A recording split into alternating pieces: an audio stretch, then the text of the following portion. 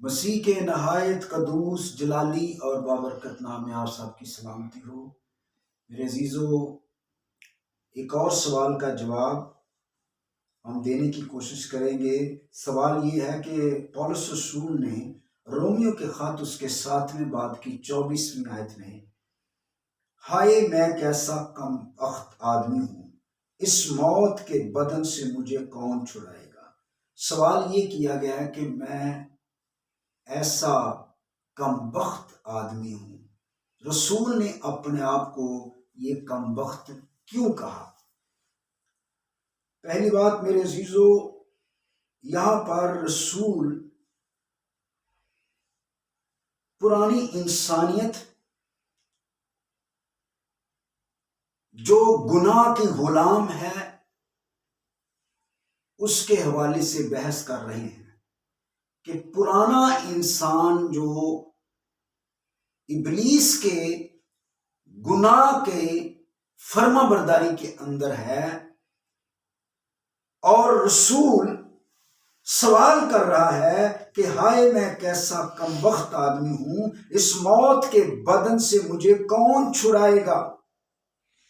اور خود ہی اس کا جواب دیتا ہے۔ 25ویں آیت میں لکھا ہے اپنے خداوند یسوع مسیح کے وسیلے سے خدا کا شکر کرتا ہوں۔ اس سے پہلے کہ ہم اس بات کو آسان لفظوں میں بتائیں کہ کم بخت اس نے اپنے آپ کو کیوں کہا، اس آیت کے پس منظر کو سمجھیں کہ باطنی انسانیت کی روح سے 22ویں آیت میں لکھا ہے تو میں خدا کی شریعت کو بہت پسند کرتا ہوں، مگر مجھے اپنے اعضاء میں ایک اور طرح کی شریعت نظر آتی ہے، یعنی میری جو باطنی انسانیت ہے اس کے وسیلے سے تو میں خدا کی شریعت کو پسند کرتا ہوں، لیکن ایک پرانی انسانیت میرے اندر ہے، ایک پرانا انسان میرے اندر ہے جو جھوٹ بولتا ہے، جو فراڈ کرتا ہے، جو دھوکہ دہی کرتا ہے، وہ میرے اندر موجود ہے۔ اس سے میں کیسے چھٹکارا پاؤں؟ اور اس کو رسول نے موت کا بدن کہا ہے کہ مجھے موت کے بدن سے کون چھڑائے گا۔ رومی کلچر کے اندر جب کوئی شخص قتل کر دیتا تو اس کو سزائے موت ہو جاتی، تو اس کو سزائے موت دینے کا ایک طریقہ یہ تھا کہ جس کو وہ قتل کرتا اس کی لاش اس کے بدن کے ساتھ باندھ کر بیابان میں پھینک دیتے تھے۔ اس آیت کا پس منظر یہ ہے کہ وہ بیابان کے اندر پھینک دیتے تو وہ لاش کے بدن کے ساتھ بندھا ہوا انسان، یعنی موت کا بدن اس کے ساتھ باندھ دیا جاتا، جس کو وہ قتل کرتا اس کی لاش اس کے ساتھ باندھ دی جاتی، اور وہ بیابان میں پرسان حال، نہ اس کو پانی دینے کی اجازت، نہ اس کو کھولنے کی اجازت، وہ موت کا بدن جو ہے آہستہ آہستہ اس کو بھی مار دیتا، کیونکہ مردہ بدن میں کیڑے پڑتے، آہستہ آہستہ اس بدن میں بھی کیڑے پڑتے اور وہ وہاں مر جاتا۔ اس آیت کا یہ پس منظر ہے کہ کون مجھے موت کے بدن سے چھڑائے گا، اور وہ خود ہی نعرہ مارتا ہے کہ اپنے خداوند یسوع مسیح کے وسیلے سے خدا کا شکر کرتا ہوں کہ جب میں موت کے بدن سے بندھا ہوا تھا، پرانے انسان کے ساتھ بندھا ہوا تھا، پرانی انسانیت کے ساتھ بندھا ہوا تھا جو گناہ کی غلام ہے، اور میرے خداوند یسوع مسیح نے مجھ پر رحم کیا اور اس نے مجھے موت کے بدن سے چھڑایا، اور موت کے بدن سے چھڑانے کے لیے خود یسوع مسیح نے اپنا بدن موت کے لیے دیا، مرنے کے لیے دیا، قبر میں رکھا گیا۔ لیکن یہ وقت تھا کیونکہ دنیا میں آج تک انسان مرتے ہیں، اور کلام کے اندر ہر انسان مرنے والا، اس کی موت زمین پر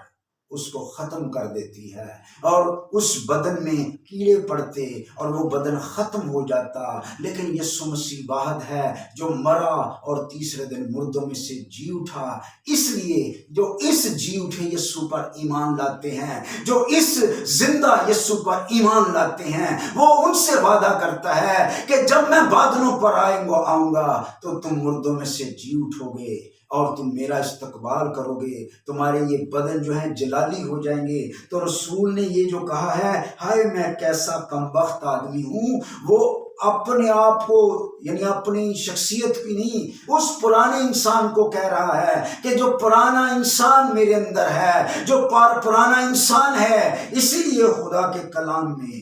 رسول نے کہا کہ جو میں بدی کا ارادہ کرتا ہوں تو وہ مجھ سے نہیں بن پڑتی۔ وہ کس کی؟ پرانے انسان کی بات کر رہا ہے کہ جو پرانا انسان ہے وہ کمبخت ہے،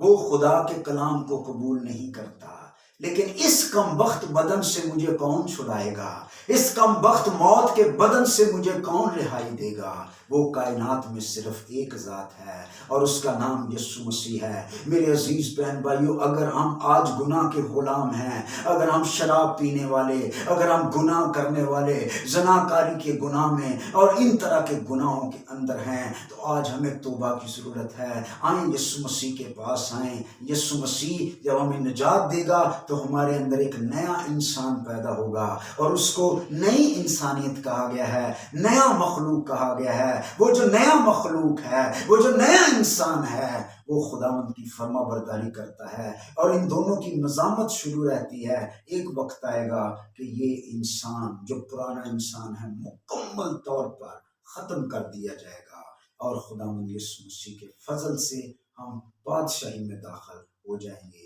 خدا اس کلام کے وسیلے سے آپ کو برکت دے۔ میرے عزیزو، پلیز اگر آپ کو اس کلام سے برکت ملی ہے، اس کو شیئر کریں اور دوسروں تک پہنچائیں، تاکہ ہم خدا کے کلام کو دوسروں تک، اگر آپ 10 لوگوں کو قائل کرتے ہیں